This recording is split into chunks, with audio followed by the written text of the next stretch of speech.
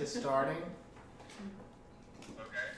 Now, there should be, I don't know why I'm shaking right now, but That's my camera. okay. It should be an option it says like watch now or watch here. View on watch page. Yeah, click that. Okay, now copy that URL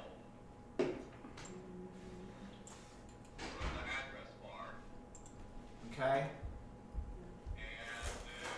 Are there any other screens open? Is the classroom already open? It's open. I don't know if it's started yet. Okay, you need to send that URL to the distance students. Through chat. Normally we would paste it into the classroom, but if the classroom's not open, if that tab's not open, I don't know. The tabs. Is that not the tab? Well, your camera is like there's an earthquake going on. I can't actually see. Okay, hold on.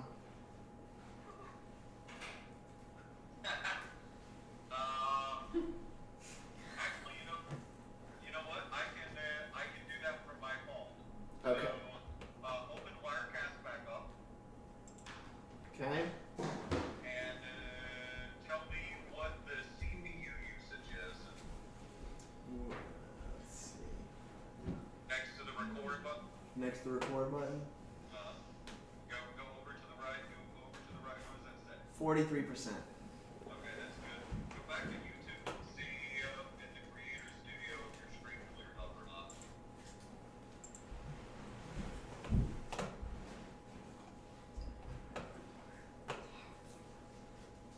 Okay, that looks okay. Tell the distant students once we hang up, I'm gonna hop on and I will paste the watch link into the classroom. Okay, so in about 60 seconds they should be good to go. Okay. Okay, and you're good. Thank you, Thomas. Yeah, good luck. Okay. Bye. Okay.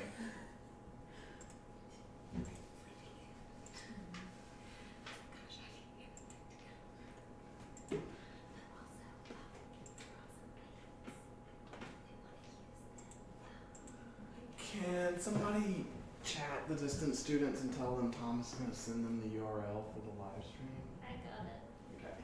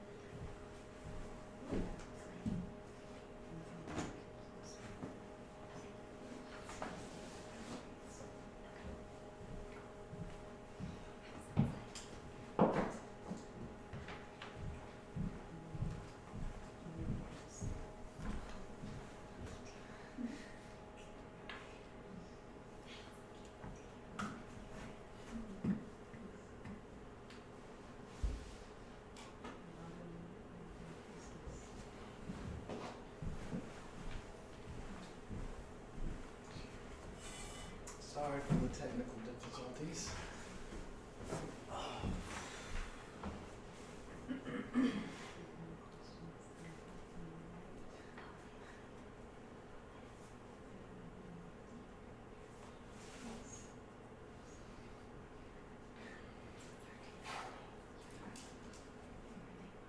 Just give them a few more seconds to get the URL and everything.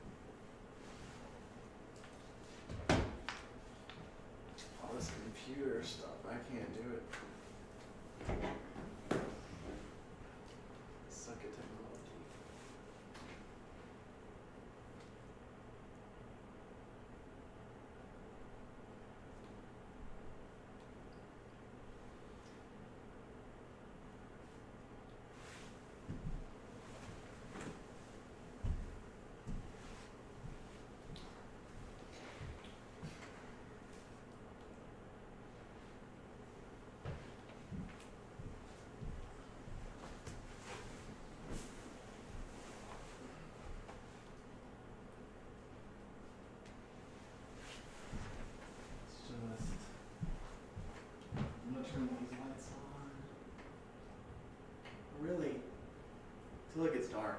Let's just do that. Yeah.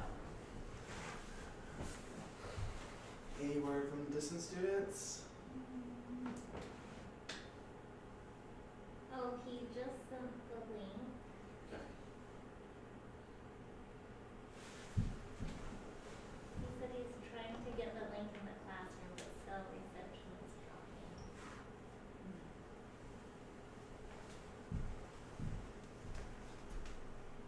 Okay, Reba's in. I haven't seen Susie say anything, so I think we should. Let's just read the. I mean, if Reba has the link, then the link works. The link works. So Yeah. Alright, let's we're good to go. go ahead and get started then. So, how's everyone doing tonight? First of all, how are you from class with Gwenny? Good. Yeah, So we're gonna be talking about the nature of reality, so you want to know. So, tonight we're doing movement. We're gonna do kind of introduction into our movement classes, and we're gonna start learning about range of motion and restorative movements. I will get a updated syllabus to you guys this week, and I do have the PDF on the classroom if anyone wants to follow along. I finally have caught up. So, who doesn't move here? Like, at all? Bertie, you don't move, you're moving to say that you don't move. But in relative terms, I don't move anymore. You don't move, Amy? No. So, most of us think about movement as exercise, but movement's not exercise. Exercise and physical activity like hikes, those aren't even movement. But movement is everything that we do. Like, it's eating, it's speaking, it's scratching our nose, it's scratching our butts, it's every little thing we do during the day, we have to move. The whole purpose of the structural system and of the sensory motor system that we looked at already is just to make it where we can move around.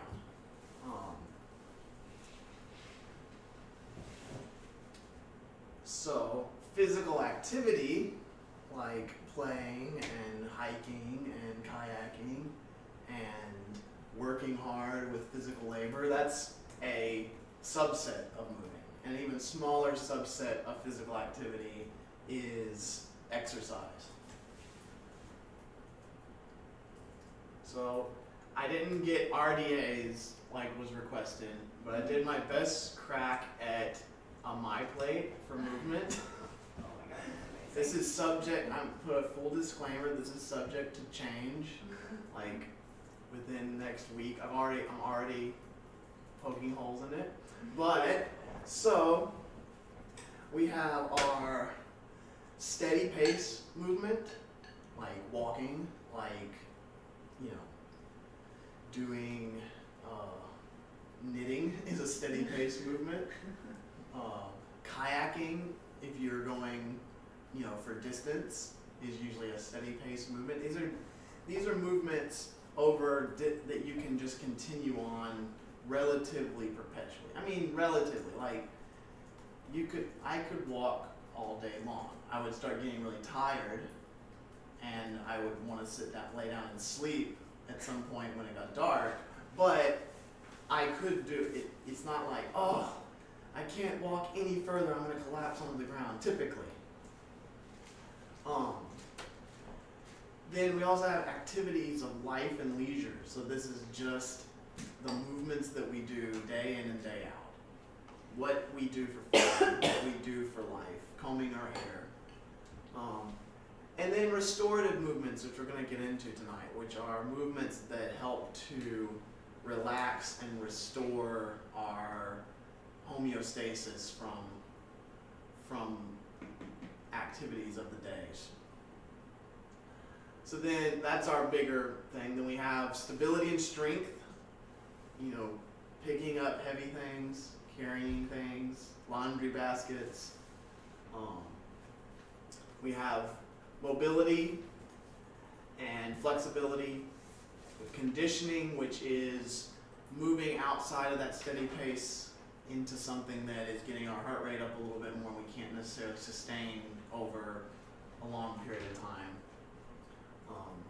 And then for our glass of water, we have motor control and sensory integration. So that's where we get our vitamin texture and our vitamin deep pressure.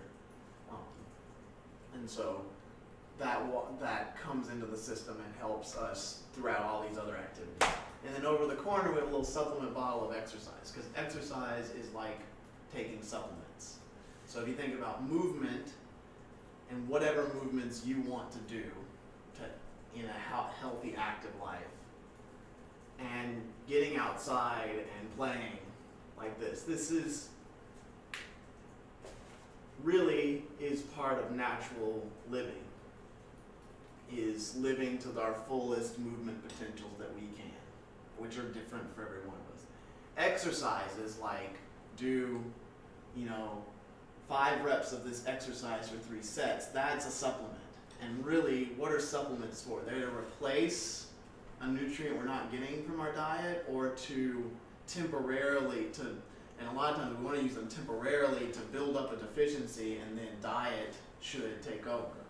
My view is that exercises at their best are, the best use of exercise is supplements that then allow us to do what we want to do. They're not, it shouldn't be, just do this exercise because that makes you healthy. That's a very overly broadened scope of like what it is. And exercise shouldn't be like, we need to exercise because the Surgeon General says we should, and we get out and do this. It's, what we're looking at is we need to move. Exercise are a tool to get us moving, not the means through which we move. So in movement, we have patterns that are kind of archetypal. So you have squatting, lunging, twisting, pushing, pulling, bending, and gait, which are the big movements that, especially under load, kind of overarch on the rest of our movements. Oops. So, if you think about, and so I've added, when we look at loading patterns, these are patterns that typically are loaded with weight and forces in our daily movements. I've also added carrying instead of just gait in general. Carrying is how we move with our gait under load. And then we also have rotary movements of the shoulders, which is not rotation in our trunk, but rotation in our shoulders. So in addition to pushing and pulling, we are able to rotate with under load. And we have lots of other movements in between, but if you look at loaded movements, you'll find inklings of these in each one, or of combinations. For example, if you, let's turn the light on. Would somebody be the switcher? I'm sorry. We can switch off. We can switch on switching. Is it? I actually have never done that. Though. Is it just this button? Oh, yeah. It's you click that and then click that. Got it. Okay, we can adjust that button. So, if we think about 2 patterns which are loaded patterns that you wouldn't think fit into this, it would be punching and throwing a baseball, which are actually part of, usually involve the same 3 archetypes. So in a punch or a baseball throw, Scooch forward a little bit. scooch forward a There little you go. bit, you lunge, you twist, and you push with one hand. So what we think about pushing is just pushing something. Pushing can also be striking, or it can be throwing. So lunge, twist, push is a punch or a throw. And you can look at lots of movements that we do in daily life that involve physical forces, whether those forces be weight or acceleration. So in a punch or a baseball throw, it's not that you're punching this big weight or you're throwing this big weight. You are throwing for distance and you're punching for force. So those are physiological forces that you're creating just the same as you're creating when you move a weight. Can we switch back? Yes, please. So, while the possibilities of movement are endless, there are lots of movements that you can find, and I encourage you to think about or look at magazines of different movements and think about which ones fit which archetypes.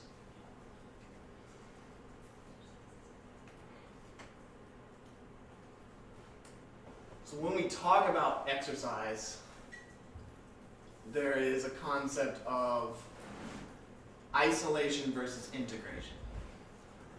Isolated exercises have kind of become the more famous exercises. That's a bicep curl, a tricep extension. These are movements that actually isolate individual motions of the kinetic chain, individual muscles to work just on that. Whereas in real life, we don't do very many bicep curls. Most of our movements are integrated, and they're integrated in multiple facets. So, where's the little laser pointer?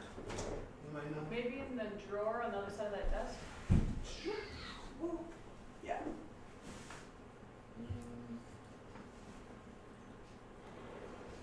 Okay, forget it. So, there's a spectrum. We have, on the far end of the isolated spectrum, we have isolated exercise with highly controlled variables. So if you think about sitting on an exercise machine and doing it. So down on the bottom, we have a hamstring curl.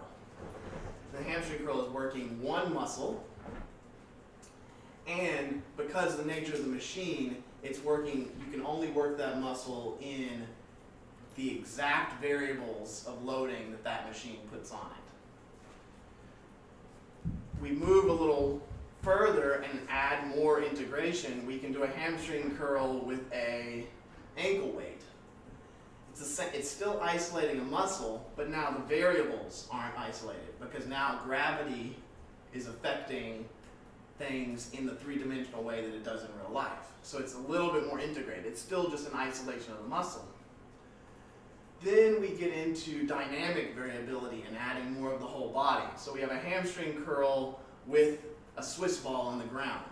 So now you're involving core activation, you're involving balance and proprioceptive centers a lot more. And you're activating a lot more than just the hamstring to get that same pattern. You move from dynamic variability to a compound movement. A compound movement actually meets one of the primary loading patterns. So when it comes to the hamstrings are a big component of the hinge pattern.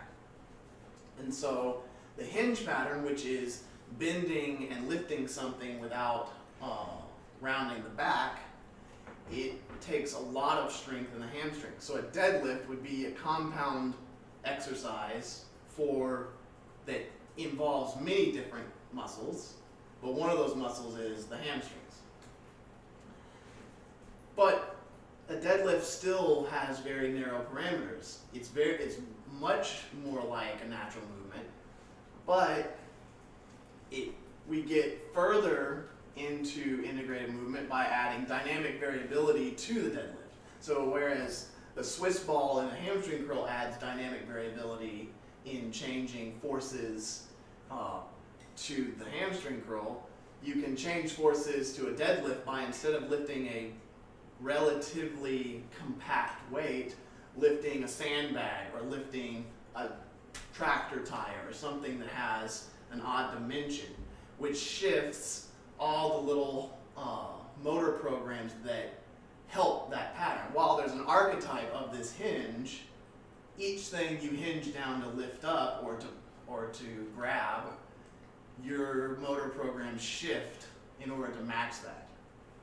And then finally, the furthest integrated is actually adding it to real life movement. So in real life movement, you're not gonna say, okay, let's flip this tire 5 times, then rest, then do it 5 more times and do that 3 times. You're gonna say, I need to pick up this log and carry it to the cabin.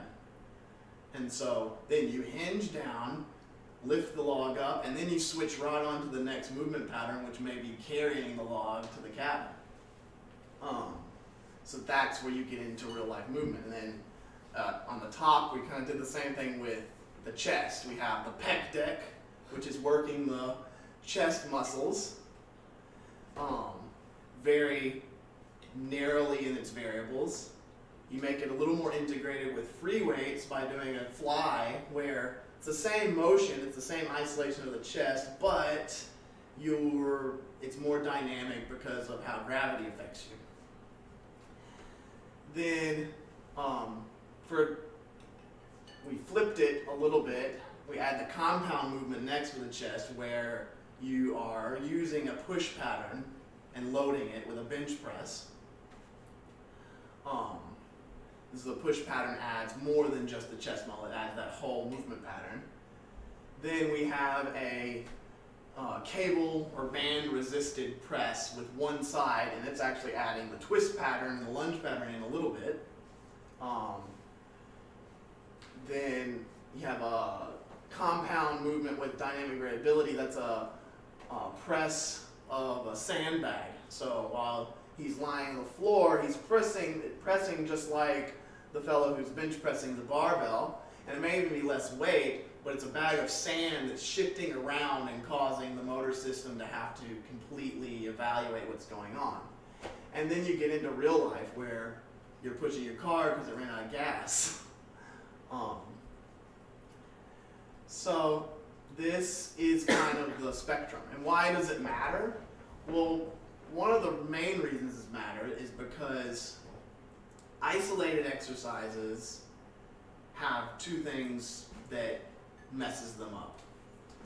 They don't, and it's for the same reason. Isolated strength doesn't translate into a whole movement pattern.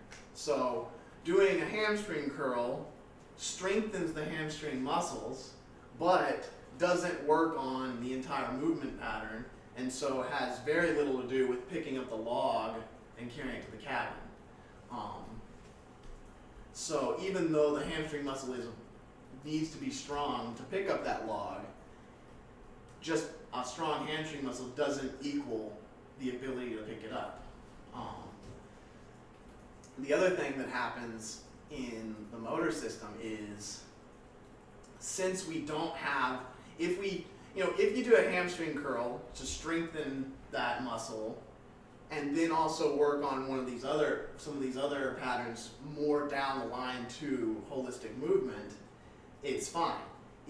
But in like a bodybuilding situation or a typical I'm going to Gold's Gym for the first time because I'm trying to get healthy situation, you do multiple types of isolated, typically machine movements because they're considered safer, and then you've added sarcomeres and strength to multiple muscles all over your body, and your motor system doesn't know how to program that into these patterns. So it's not that you're not using these whole body patterns, because we all use them to some degree in daily life, but your system doesn't have any way of processing that exercise and saying, oh, this helps me with this.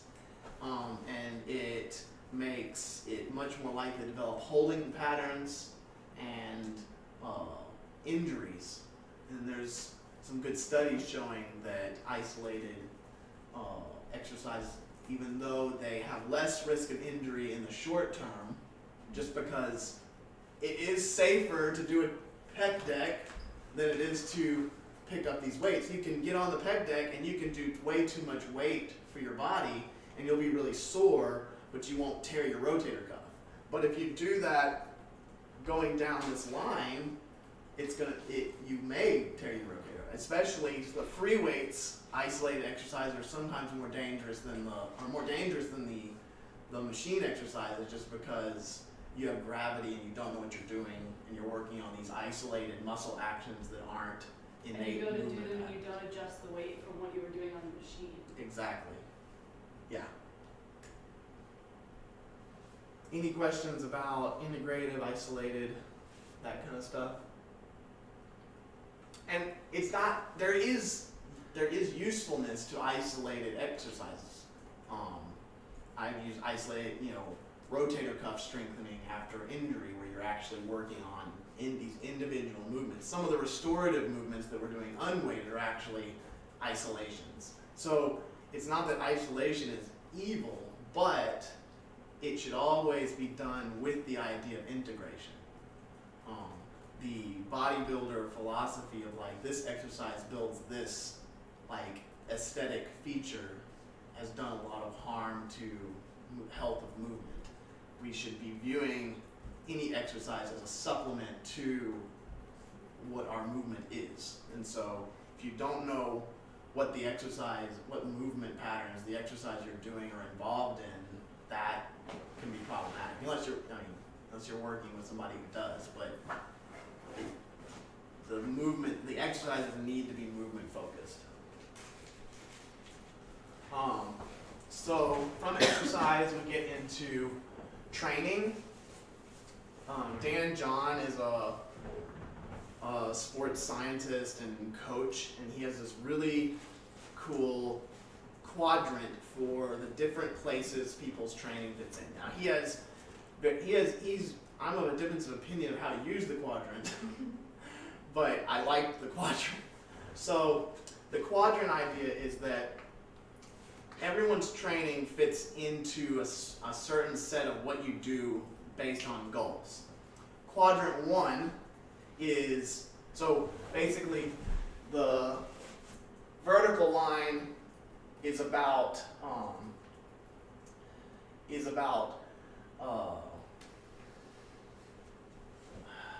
I don't know what I'm saying.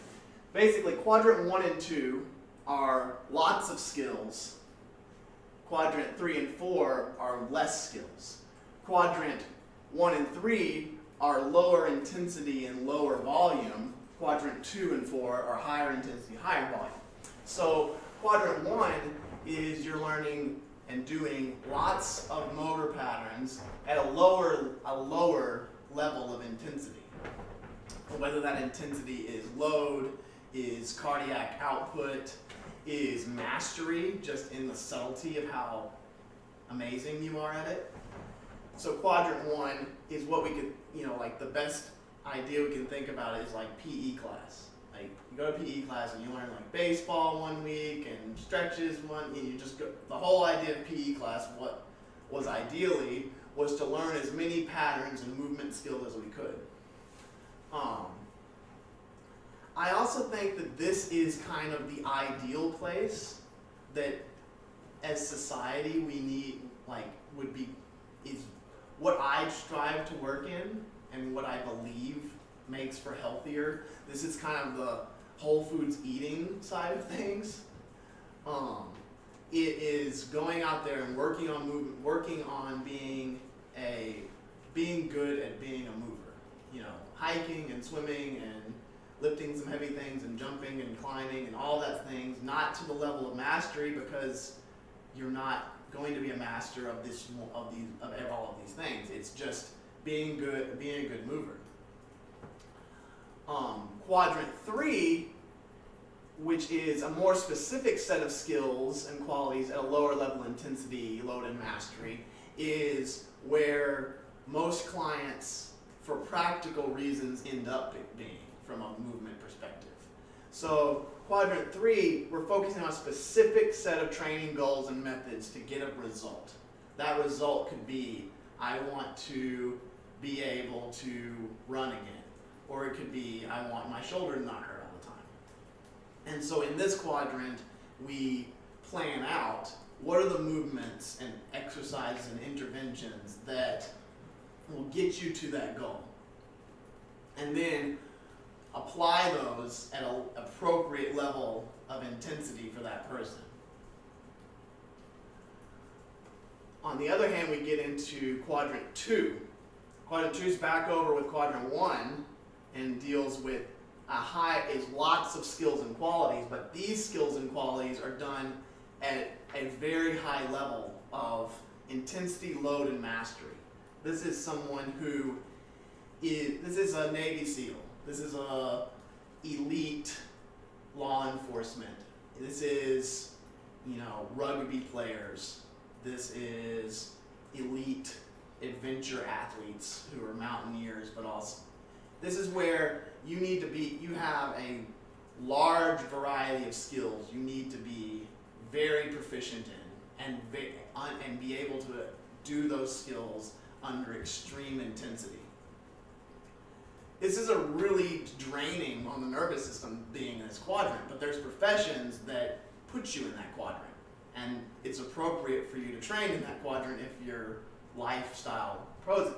However, quadrant 2, for some reason that I haven't figured out, is the quadrant that is most misused by the fitness industry in boot camps and CrossFit camps, where it's like, we're all going to train like Spartan warriors. And I love the link, the empowerment that psychologically comes with we can all be warriors. We can all be these Spartan warriors. But Spartan warriors live very, very difficult lives. And even our modern warriors have lots of strain on their nervous system. So there's already a problem with voluntarily going into that quadrant for no good reason. But then you get into people who are wanting to move and exercise for health, and this is the quadrant that most often causes neurological burnout and overwork syndrome. Quadrant 4 is a very specific set of skills and qualities at a very high level of intensity, load, and mastery. This is an Olympic sprinter who mainly sprints. That's what they do. And it's funny, actually most athletes are in quadrant 3. Most your sprinters and most your power lifters do cross training and work on individual parts of their skill to make that skill better. But there are the people of genetic exceptionality that they just do what they do. This is the rarest quadrant, but this is like YouTube sensations who can do a double backflip and dunk a basketball. And you don't do that by working on these different movement patterns and working out that. They get to that level by just doing it over and over again.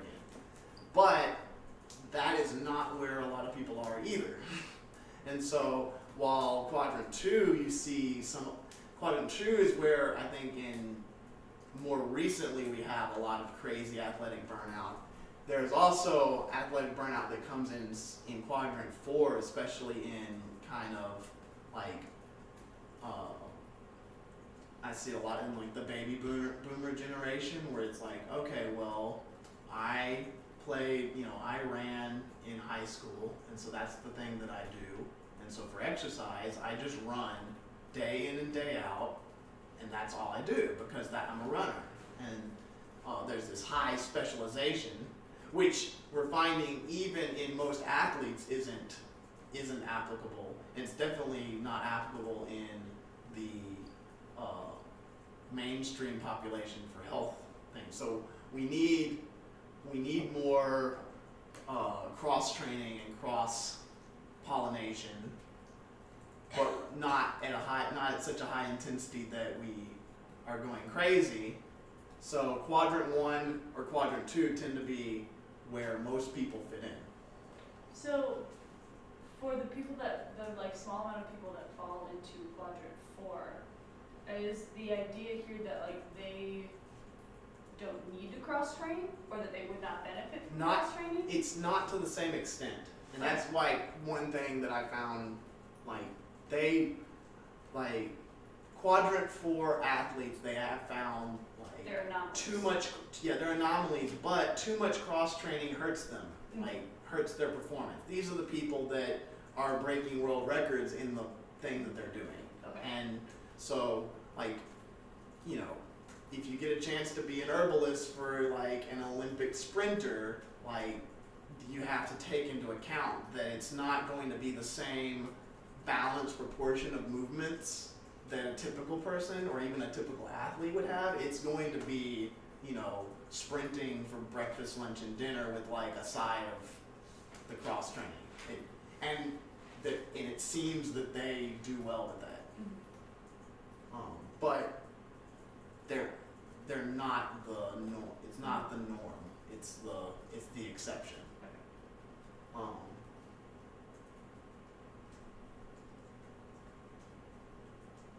Any questions with that? I know it's a little. And that's genetic? I think some of it's genetic, some of it's, some of it may just be drive. Some of it's also sports specific. Mhm. So like, there's certain sports that fit into that quadrant 4 more than others. So powerlifting and sprinting being two very big ones that like, Things that only draw. powerlifting like involves, you know, just a few movement patterns. They're compound movement patterns, but it's just a few of them. Mhm. And what all the research has shown is that the cross training is for health preservation, but as far as performance, they do worse when you add in more corrective exercises and cardio and stretching and all that. They do, the best performance comes from these guys who just do the powerlifting day in and day out. And sometimes I feel like that quadrant 2 and 4, some of what you're looking at with corrective movement and nutrition and herbalism is about like mitigating a stressful profession than it is like, oh, you're powerlifting for you're healthy because you're a powerlifter. A lot of powerlifters have a lot of structural issues and a lot of wear and tear, and so it's more about understanding their profession as this powerlifter, but also then finding ways to mitigate that. But it's important to recognize the quadrants because you're not going to take a powerlifter and be like, oh yeah, your joints are messed up, so let's, I want you doing not powerlifting, like, but once a week and doing yoga 3 times, like that doesn't work. And unless they're like, I'm done with this profession and I'm working on my health now, which is a different story, that would then put them in another quadrant. I think it's helpful to look at these quadrants, even though in reality, I don't think I've ever worked with a quadrant 4. Yeah. I've worked with a few quadrant 2s, a lot of quadrant 3s, and have the ideal of making people quadrant 1s.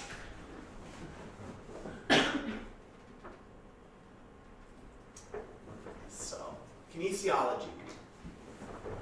So, in kinesiology, we have the 3 anatomical planes. We have the sagittal plane, which would run directly through your midline. And so any movement front and back is on that sagittal plane. Horizontal plane would cut you in half from the top of your head, and that's where you move horizontally. The horizontal plane, which is confusing, I like to call it the transverse plane, which is the older thing. It runs through your midline, and it's what you rotate on. So we have anatomical terms of movement. We're going to be using these terms a lot. So flexion and extension are on that sagittal plane. So flexion is a bending movement that decreases the angle of a joint. So if you look at all your joints, they form these angles. And when you flex the angle, when you flex the joint, you're making that angle smaller. When you extend the joint, you're making that angle longer. And all of that is happening on the front to back plane. Abduction and adduction are moving on the frontal plane, so they're moving to the side. Abduction is taking something away from your body on that plane. So I think about it's being abducted by aliens. Oh, my arm's being abducted. Then, I'm doing stuff. I need to switch. Sorry. Oh, shoot.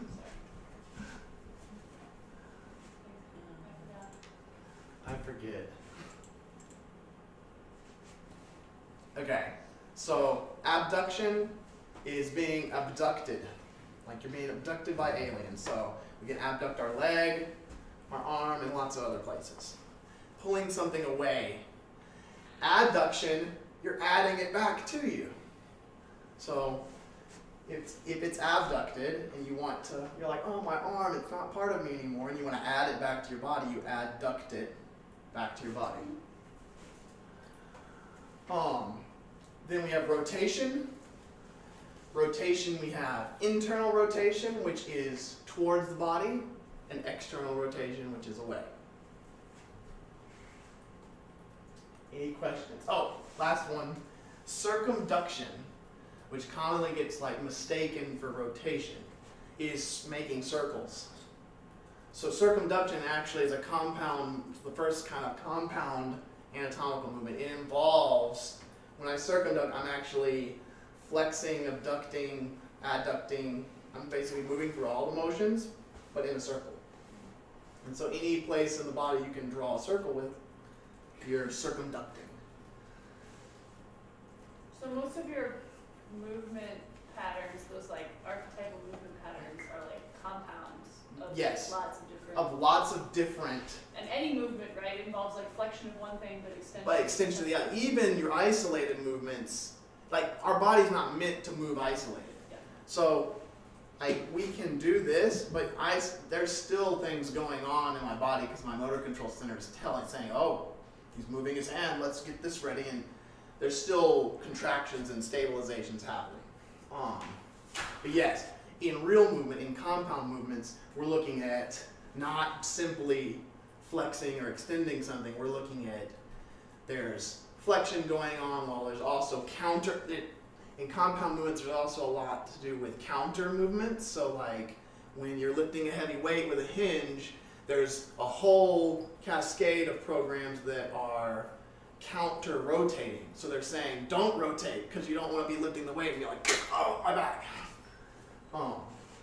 So these are the basic pieces of how the joints move, but then our system takes that and creates the Mona Lisa, basically. These are the colors. So we have different kinds of joints that will allow different kinds of motions. So the ball and socket joint is the one that does them all, and it circumducts really good. A lot of our joints are actually hinge joints, where they hinge just like the hinges of a door. They only go one way. So your elbow does not rotate or abduct. It can only hinge, and so its particular orientation is a hinge of flexion and extension. We'll talk about joint types later. We do have accessory movements, or arthrokinematics. These are the other movements that your joint can do besides the primary anatomical movements. So you think about your finger flexes and extends and abducts and adducts, but if you move it yourself, you can also shift it and shear it. Did I not bring a skeleton with me? Darn it. So joint play is the extra motion that all these motions have. For example, the spine has a large degree of joint play. The spinal joints can move in many directions besides just the flexion, extension, rotation, abduction, side flexion that they have. It's a shifting. So another thing, accessory movement would be traction and compression.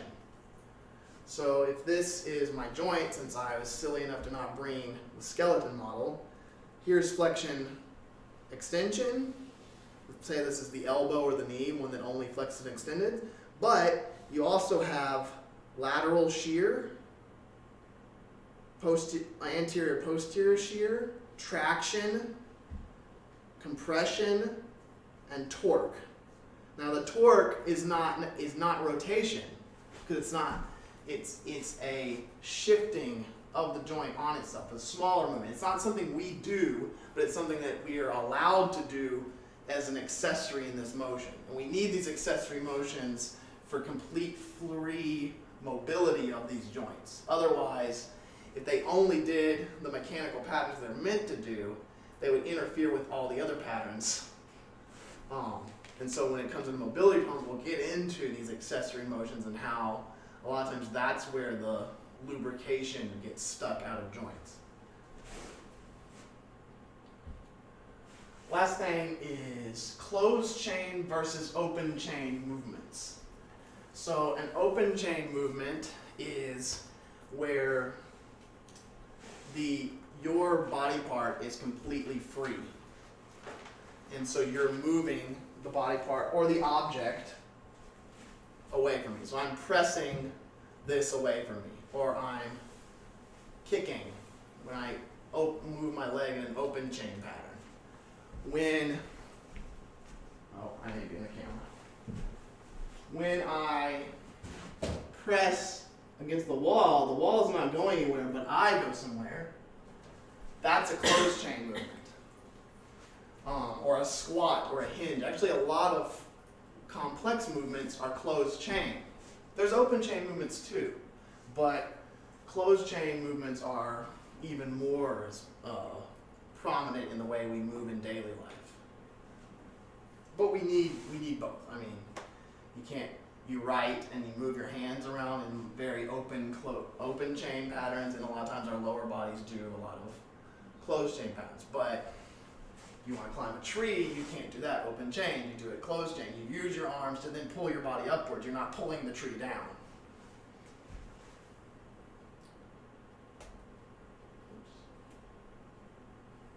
So, with these movements where you look at range of motion. Sorry, can you just explain what a kinetic chain, like, I was trying to read what you had, Oh, what a kinetic chain was. So a kinetic chain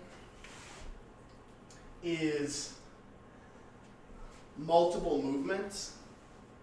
So here we're having flexion of the hip and flexion of the knee. So we'll get to that in a second. Okay. This slide may have been better in another place. But the main thing from this slide that I want you to get right this second is the basics of what open chain versus closed chain is. And we'll get to kinetic chains more.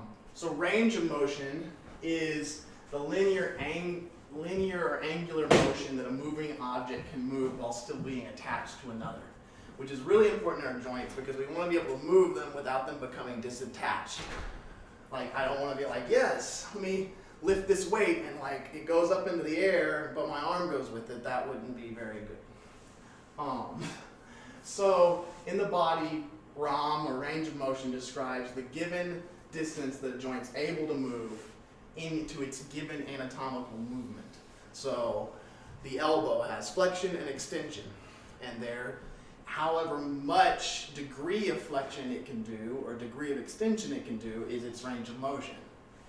We can examine the range of motion statistically comparing it to other people.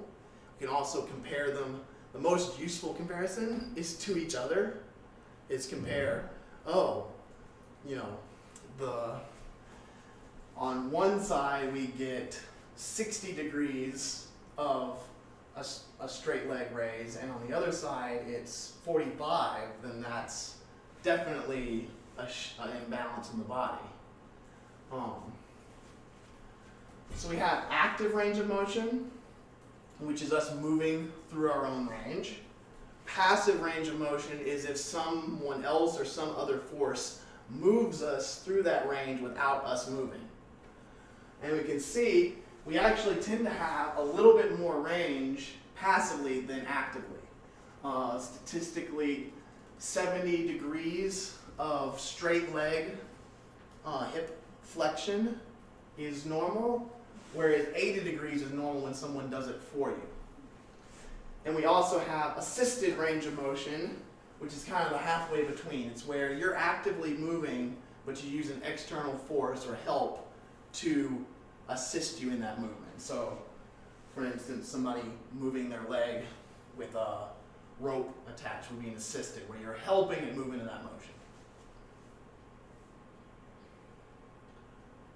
So, let's do some moving.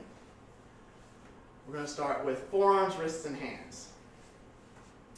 So, our fingers, flex them and extend them.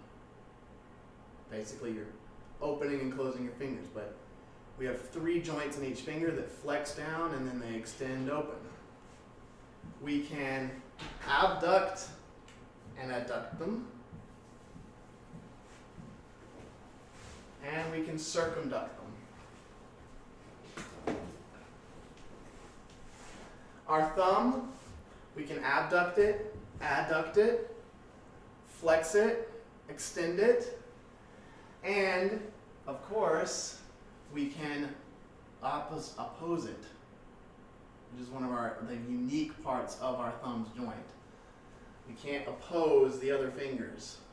Can't touch perfectly tip to tip. We can with the thumb because of its unique joint structure. In the wrist, we have flexion, extension, and we have radial and ulnar deviation. So that's the side flexion for it. So here and here.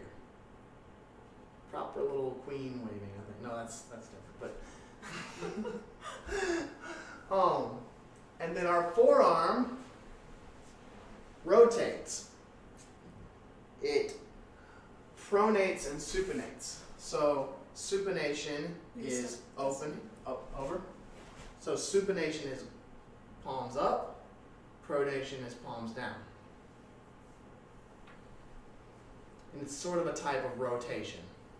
We're starting to learn some new names because not everything behaves and goes by all the names we covered.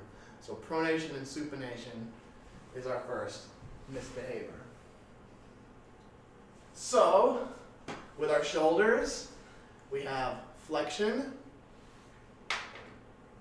extension, we have abduction, adduction, we have horizontal abduction and adduction. So horizontal adduction, horizontal abduction. We have internal rotation, external rotation. Our shoulders are really nice. They also internally rotate and externally rotate while abducted, which is unique about them. Let's see what else. Did I leave anything out? Oh, we have our scapular motions.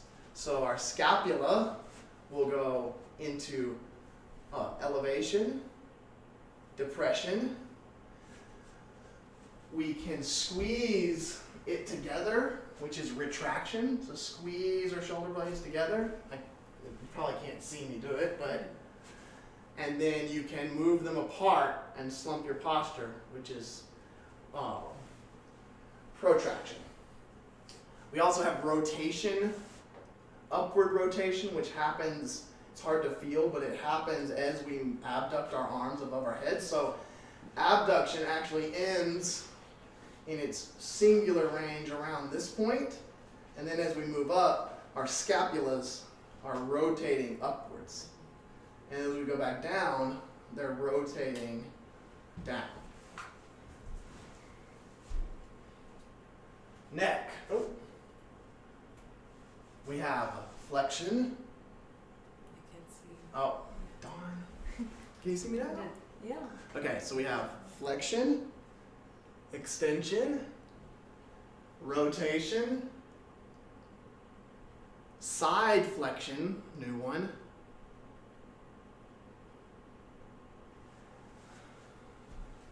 Oh, and then we have upper cervical flexion. So that's moving, flexion and extending with just our upper cervical. So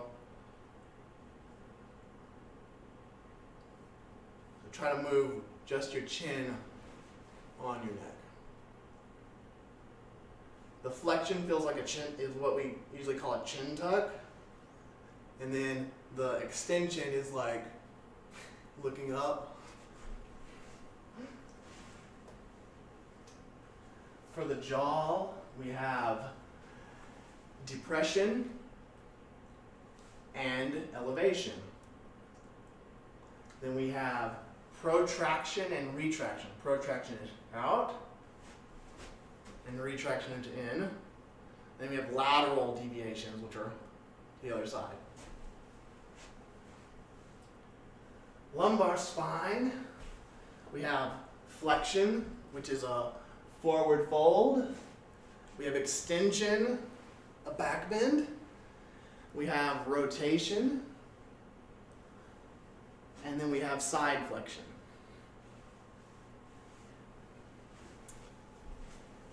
Oh, lumbar spine is also interesting. We have this kind of, it's because the lumbar spine, it's all these little joints moving. It has what are kind of like accessory movements, but they're not really. They're actually combinations of flexion, extension, abduction, etc. But we have extra movements like deviation. So if I send my ribs to the other side of my hips, it's not really, it's related to side bending, but it's not the same.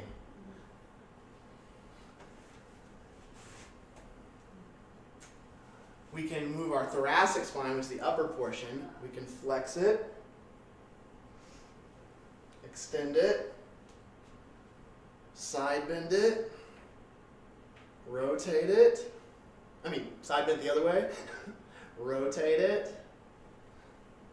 You can kind of feel the difference there than doing the entire spine.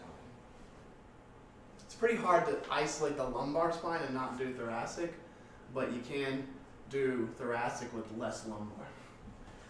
Hips. We have flexion, extension, Maybe. abduction. Oh, Can you do it behind the table? behind the table. Yeah, so we can see it.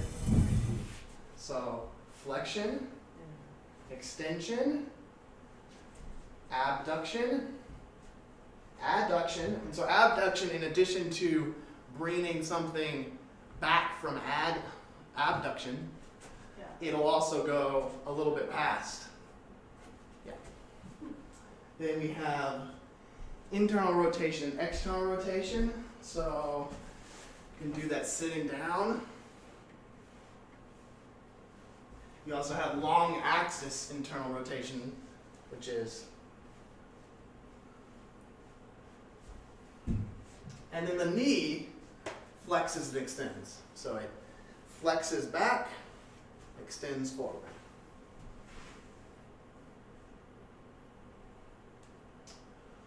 With the leg, we're going to talk about the closed chain movements. So, let's flex and extend, stand up. Let's flex and extend, flex our knee and our hip at the same time. Flex the knee and the hip. It's basically a march. Right? Now flex both at the same time. Ooh, that's gonna be hard. No, but, yep, you did it. But, what if we do it closed chain? Same movement, open versus closed.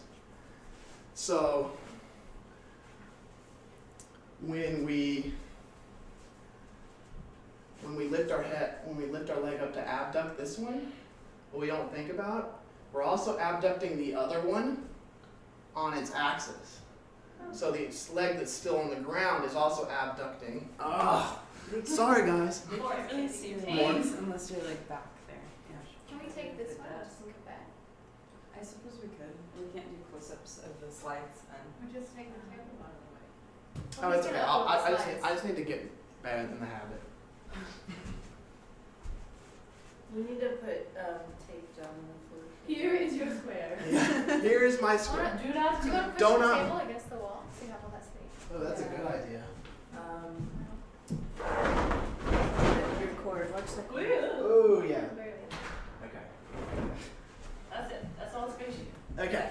So, we also, this is more of a feeling than a showing thing, but feel the rotation in your hips as you shift your torso around. You're externally and internally rotating in the hips. It's different than doing this, but it's happening. That's a closed chain. Closed chain movements of the hips also let us move the pelvis, so we can tip the pelvis forward and make ourselves look like Donald Duck. We can tip the pelvis back and we look like the Pink Panther. Forward, back.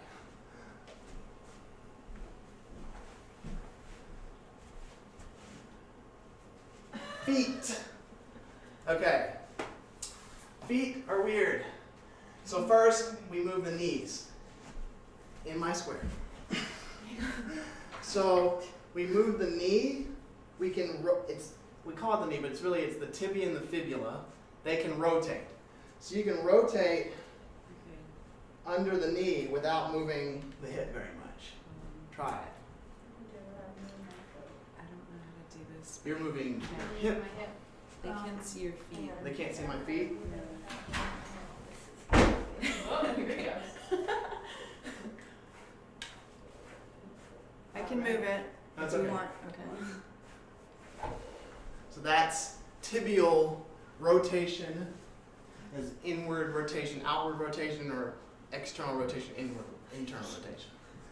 Then we have the ankle doesn't have an extension. It's weird.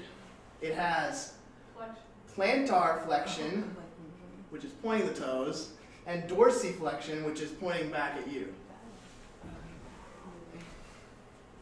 So remember, plantar flexion, dorsiflexion. Plantar flexion, you're planting your foot on the gas, and you're pointing it. Dorsiflexion, you're pointing it backwards and making it look like a dorsal fin of a shark. You're kicking the door open. Yeah, or you're kicking the door open. That's a good one too.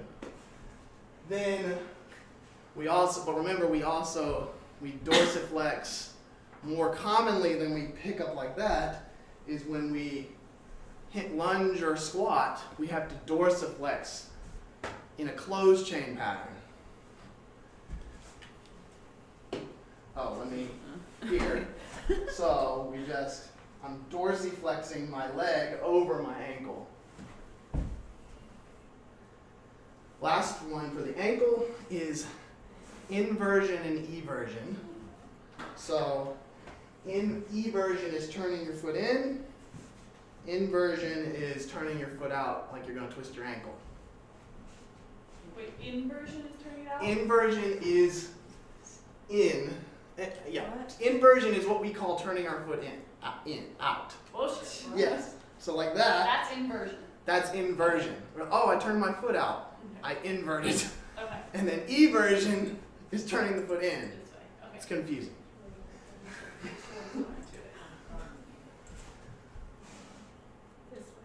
Don't worry, I get that one confused. So, with our toes, we can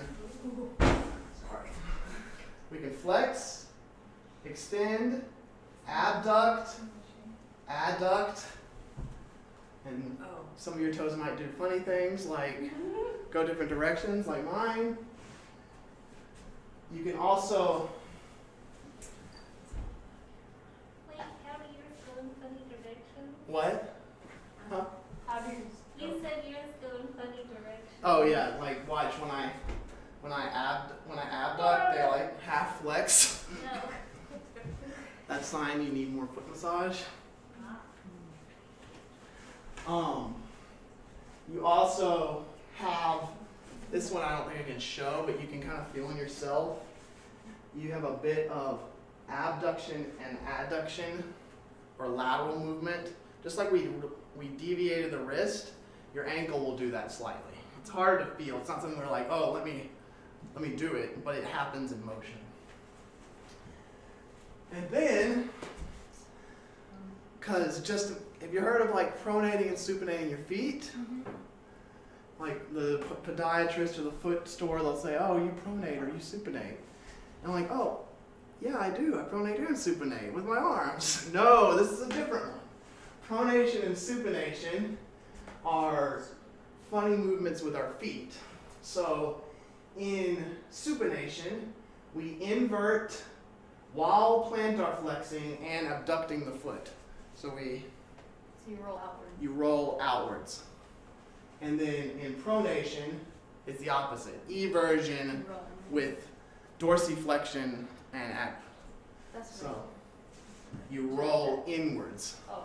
We'll do a gait. We'll do like a class where we talk about gait, and we'll get more into those. Don't worry about them for right now as much. I ended up walking on this part of my But you shoe can so tell hard. from the heel on your shoe which way Mhm. you roll. Yeah. Yeah. So don't worry about them too much, because right now I want to focus on the movements that you can at home at night go through. I want you to look at the slides and be like, Yeah. flexion of the wrists, ulnar and radial deviation. This definitely sounds like you can wait for a song. Yes. If you can make a song, I'm all for it. So let's turn the lights back off and switch the screen. Oh, this is not the right spot. No. Yeah.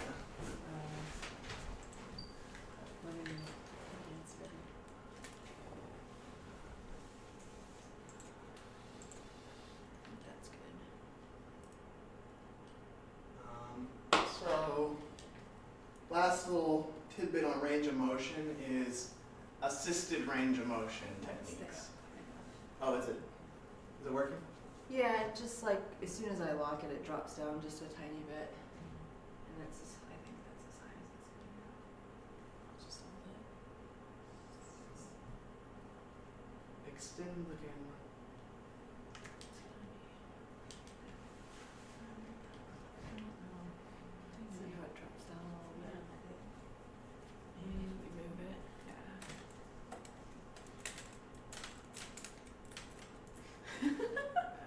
Sorry, people at home. Trying to help. How's it now? It's good. Okay. So last little bit with range of motion is some ideas for assisted range of motion. So you can, with the shoulder, a lot of times you can just help yourself with the other arm, or your client if they have limited range of motion. You have the nice little pulleys you've probably seen on doors. And there's, of course, the Chinese term for this is scorpion walks up the wall. I've never heard them say it in a physical therapy clinic, but it's just finger walking up the wall to assist you. So, and then also water therapy, where basically you're using the altered state of gravity to allow someone to go into more range of motion underwater that they can't in the water. So these are important ideas, and more important than that is coming up with creative things like, oh man, I forgot everything today. My favorite thing is a miniature skateboard. And so I'll put it on the ground, and I'll put it on a table, and you can use it for upper body movements. You can put it on the ground and roll your knee. And so the purpose of these movements is you find assisted motions that can take the body through the range of motion multiple times. So these exercises are designed where it's like, even someone in a weakened condition, they can do 10 minutes of this, and it shouldn't be a sweat. Is the idea there also that we're tricking, I don't remember which cell in the muscles regulate how far it'll let you? Yes, Go. So we're not tricking. We can't trick those suckers because they're too smart. We are inviting Coaxing. we're coaxing the spindle cells to open up. Okay. But actually, what more study has shown about PROM, assisted range of motion, is probably their biggest use is in joint lubrication. They pump the serous fluid and the synovial fluid in and out of the joints. So they're actually very useful tools, especially with arthritis and old joints that are creaky. So Solomon seal and some assisted range of motion is kind of like the baseline for a creaky old joint that's not being moved. So restorative movements, which I would consider even though the assisted range of motion movements are kind of a more physical therapy rehabilitation, they kind of actually fill into restorative movement. Restorative movements are Forestism. You can look up restorative movements and you'll find other people that use the term and they mean different stuff. So restorative movements are exercises that relax, integrate, and restore the somatic nervous system, and while also usually helping blood flow and joint lubrication of the physical structures of the body. So many times they're breath centered or involve an awareness of somatic psychology. You have your modern techniques like Feldenkrais, Aston Kinetics, Sotai, which are very much based on this becoming aware of our movements. But we also have the traditional techniques of movement, which had a lot more restorative somatic function. You have Tai Chi, Qigong in China. You have yoga, especially restorative varieties of yoga in India. And then we have in the West medical gymnastics, which was our own body-mind movement system that was wiped out during like the turn of the century. Well, that's like over here with the fellow with his Indian clubs. You would have restorative patterns that were to bring vigor back into the nervous system and treat neurasthenia. And you have these patterns, these gentle movement patterns with weights that were like 1 pound, and you would go through them. Restorative movements often involve a dynamic application of range of motion, especially a wide variety of movements. So it's about exploring range of motion, which harmonizes the kinetic system, but also lubricates joints and coaxes the muscle spindles into greater range of motion. But it's not stretching. Stretching doesn't really fall into restorative motion. Stretching is creating a challenge to those spindle cells and saying, hey guys, you need to try to get longer. This is dancing with the spindle cells and saying, hey, it still feels good to do this. Why don't we do this? And there's no challenge involved. Restorative exercises tend to involve more relaxation and dynamic relaxation techniques as opposed to tension. And they also tend to be more neurologically activating as opposed to just strengthening individual motor patterns. So they tend to be playing with coordination, playing with the left and right side of the body.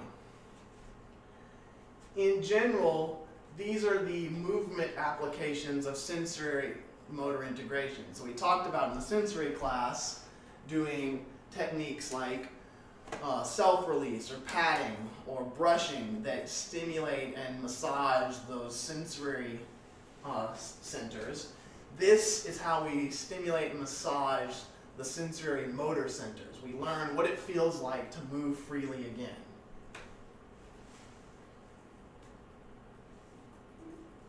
So let's look. So what we have. Okay. Let's do the lights again. I'm sorry. So, first thing, we kind of talked about this a little bit in the structural system, but is dynamic relaxation, which is a big part of most restorative movement paradigms. So our first techniques, which are tension releasing techniques to get us to dynamic relaxation, are shaking. Does anyone want to shake with me? I'm all by myself. Shaking the tension and dropping the tension. Oh, don't hit the table though. Dropping the tension in a safe place.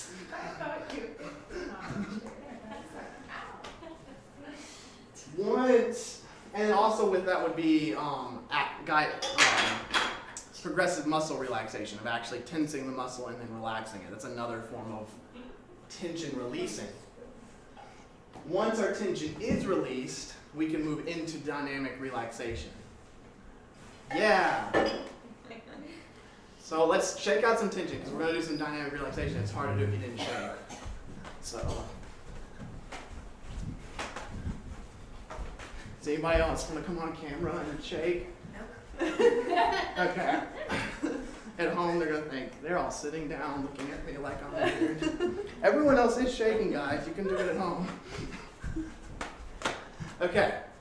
Once you get some tension shaken out, that's not a word. It works. It works. My words, when you start moving, your words kind of become a little more fluid too, I found. So, dynamic relaxation. Let's do a Qigong move tonight. So we're gonna go inhale, exhale.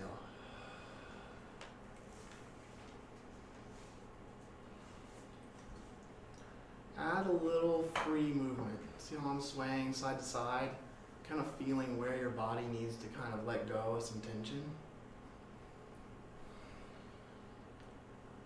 And so ask yourself as you're lifting your hands, can I lift them less? Like, they're going the same place, but can I use less effort to do it?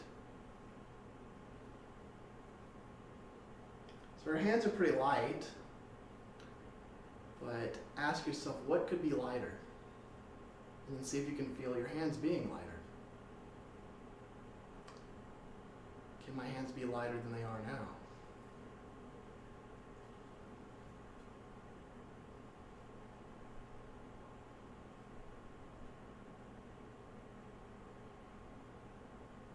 Let's move to circle.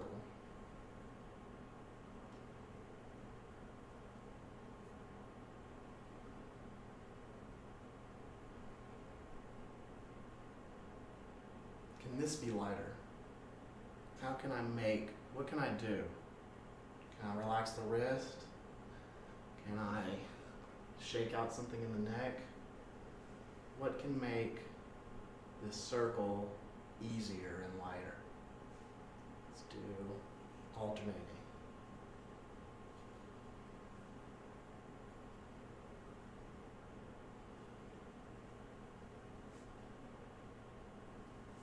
Add a sway to the side, see if that makes it lighter. If it doesn't, don't do it. But if it does, now let's add a turn. What makes this easier? That's what we want to know.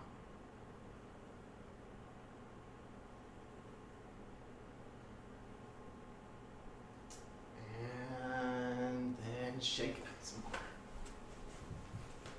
So that is dynamic relaxation. Really, a lot of times I talk about the tension shaking and the dropping as part of dynamic relaxation as well, but those are almost prerequisite exercises that get us to dynamic. Dynamic relaxation is really moving relaxed. You're moving with as much relaxation as you can. You're lifting your hands feel as light as you can possibly make it feel in that moment. Next week we'll talk about dynamic tension, which is the opposite. It's where you, sometimes maybe playing with this can help you find dynamic relaxation. So dynamic tension is making something as hard as you can possibly imagine it. So it's like, I'm gonna pretend there's this weight on my shoulders, and I'm gonna push it up. Actually resist yourself. It's weird. You're playing pretend. You're like, it's so hard to push this invisible bubble away. That's dynamic tension. We're gonna play with it some more later. Sometimes dynamic tension then makes it easier to feel dynamic relaxation. But it's an oscillation between how much tension can you create and how much relaxation can you create. Let's see. Circumduction. So circumduction is really useful in restorative movement. So moving through the range of motion in general, all your ranges, is great for lubricating joints and getting the nervous system in tune with itself. But circumduction seems to have this extra proclivity to flow and relaxation, and it can fit into that dynamic relaxation better. So let's do circumduction of the arms. And then add free movements of the other joints too. So we're still circumducting, but we're letting everything else move around however we want.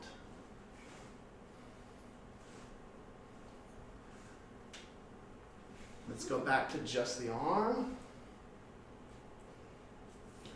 And let's make it a figure 8 now.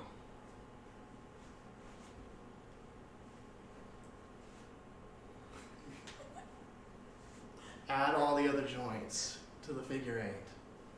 I'm imagining if we all had glow sticks. Yeah. Flow arts are a really awesome form of dynamic relaxation. I call it glowy Tai Chi. Glowy Tai Chi with toys. Glowy Twice. Glowy Tai Chi. I love it. Okay, I'll warn you. Oh, then now we have the diagonal figure 8. And I'll warn you, we're fast approaching where my motor control has some issues, so do as I say, not as I do. Now, clovers. Clovers are a regular figure 8 followed by a diagonal figure 8, so you make a clover.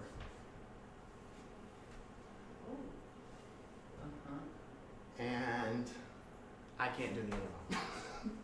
If everyone would like to try the other arm, let's see. I end up drawing squiggly lines, but squiggly lines are okay too. And then waves are the last one, but I have trouble with that. I have trouble with that. But it adds some challenge. Sometimes dynamic relaxation, which is easier for me because I like to just do whatever the frick I want, but some people need, like, even in relaxation, something to work on. And so this is a Russian chart for progressive circumduction in dynamic relaxation. But How do you do the wave one? the wave one is around, I can't do it very good.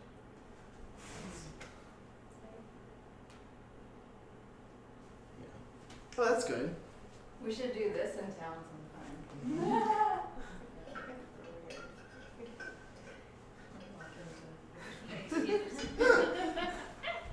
have new dance moves for somebody. Cross pattern movements are really fun to add into to restorative movement. It adds a brain center part of it. It really involves the cerebellum, which is that map maker. And so doing any movements that are touching, creating patterns of opposite. The easiest one is just the hand to knee, hand to foot. Elbow to knee. Oh, sorry. Hand to foot from behind. The hacky sack.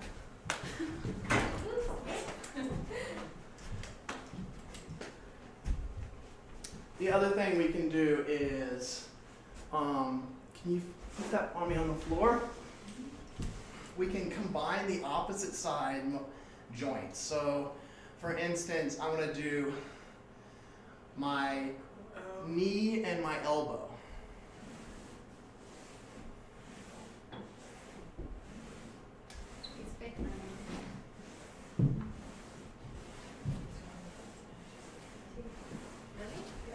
do my hips.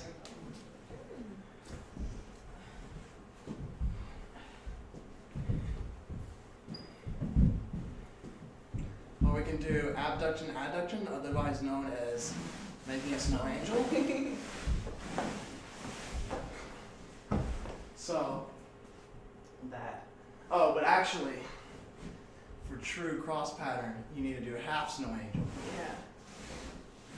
Ah!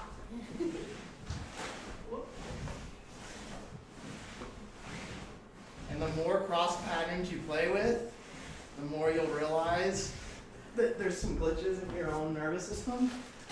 I've not found very many people that can't find This one. one. Just make me Yeah. And we're gonna do that too with in a couple of weeks when we get to counter rotation, but bird dog, or sunbird dog, or the other chakra vikasana. Yeah, I have a problem with it. It has funny names, but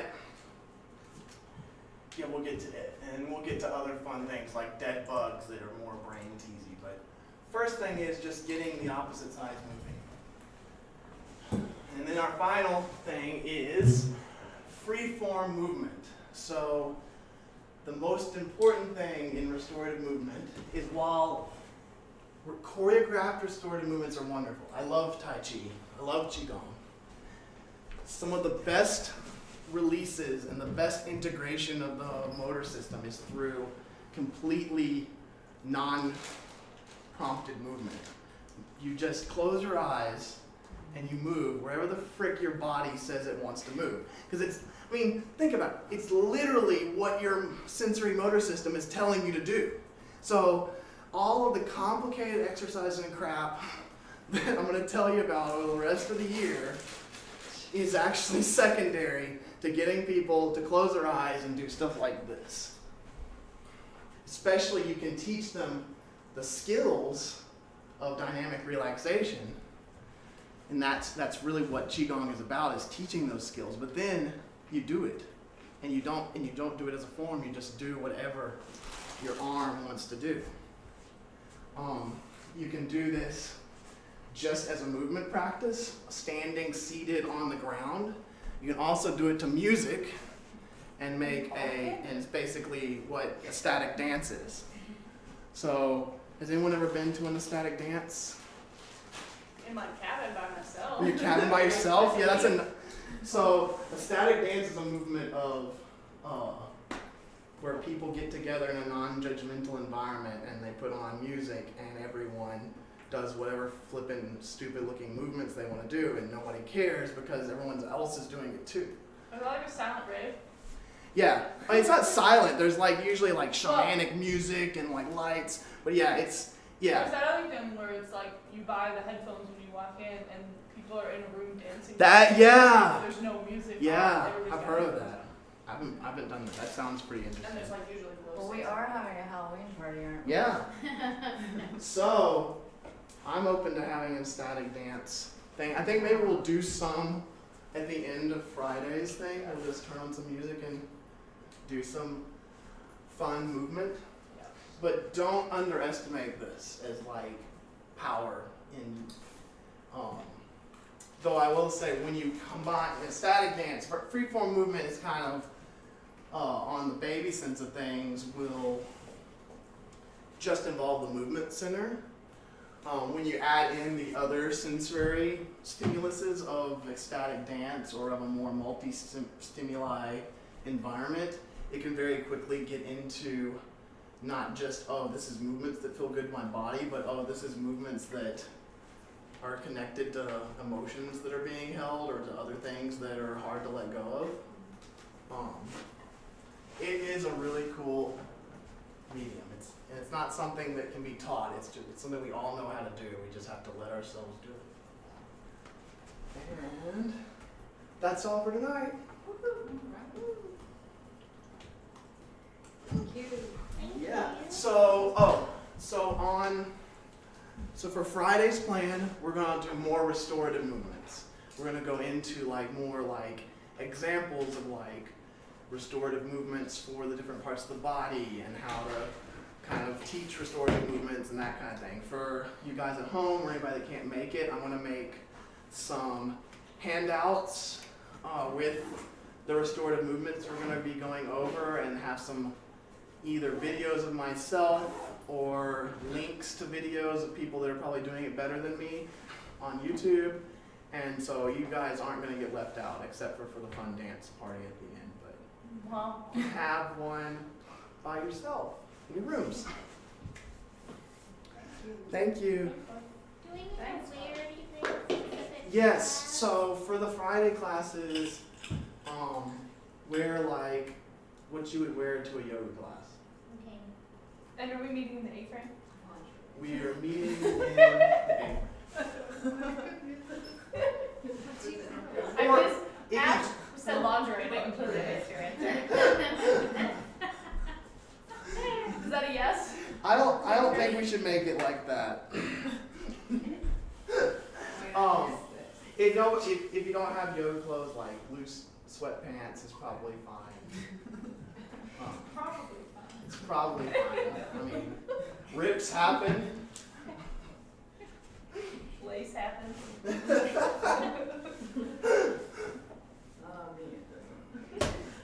Oh, any questions? And any questions from at home? At home, in home. Reba just texted. Awesome, thank you. Says Reba.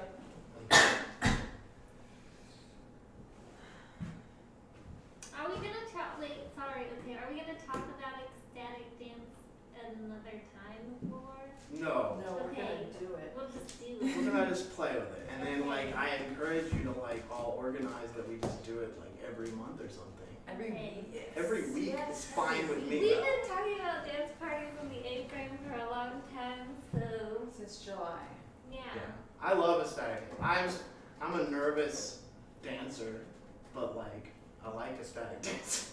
Yeah, I like the idea of dancing in a non-judgmental way. Non-judgmental, you're doing whatever you I'll want. have to not judge myself as well. Yeah, includes yourself.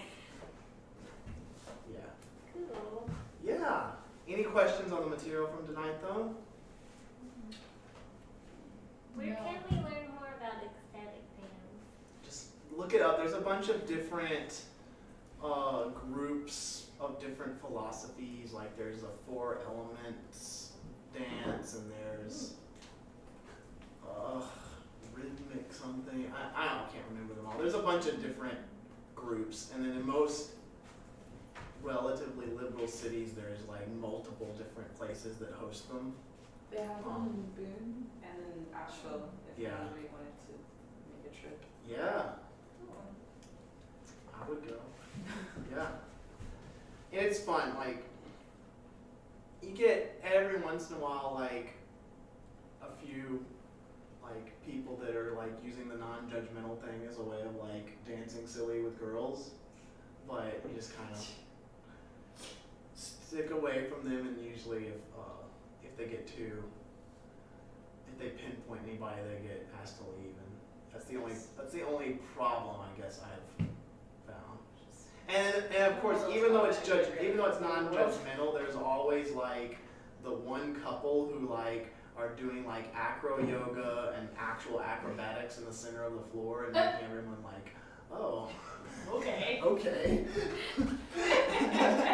And maybe I'm being judgmental. Maybe they're just really athletic people that like doing ecstatic dance. But I'm always like, oh, really? So what makes your body feel as good as doing like a handstand on your husband's belly while he's doing a full wheel? That seems like a little That seems to be showing off. specific and probably practiced. But it's all.